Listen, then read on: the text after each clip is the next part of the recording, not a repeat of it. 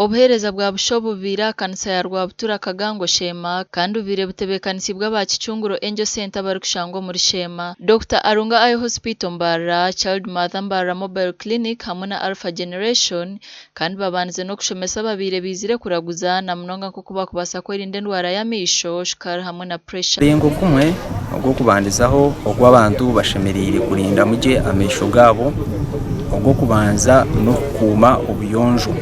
Habukuba obuyonjo ni chukuru.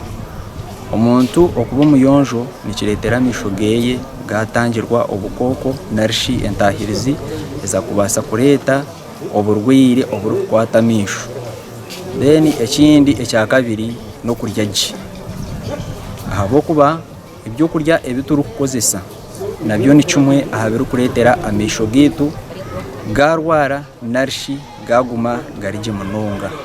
Ari ibintu bindi byo kurya ibyo umuntu ashemeka namanya ati naryeje nsa kunyamba katunguru kimu wagitekaho butunguro wakagitekaho bunyanya na munongo bunyanyo bwito bo bucobwo akobo tuburu munake mukozi wakwata katekaho na no byakwaruka keje hato na keje kakabagitiro mukaranga no basako jwata wagisharo munda no jinywa no nyoka ki to kunywa munonga wateka gatunguru kimu kagiteka every food buri mu family yawe every member should eat it nethininga brother no yakwentanga huzi. Ababire batebekaniso kuragururo kun bajyangwa abantu kuba kusiye myaka 50 no garuza higuru batandika kufamu ceno batakumanya ne cyabita na mnonga bo kuturo mbyaro korukura hato tahirwa endwara nano communicable diseases bukuru na ijana pressure bukuru ijana shukari bukuru ijana mugongo bukuru ijana misho bukuru ijana maguru bukuru ijana no kuteteme mukono bukuru ijana dementia.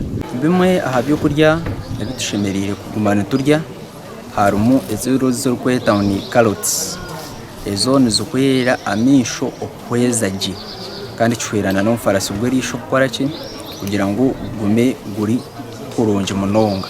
Bamumbaragurirwe kandi bakashomesibwa basimira abatebekanisa kandi batugambira n'enshobezi bakutekateka ngo nizo zabarigirireho buzubobu.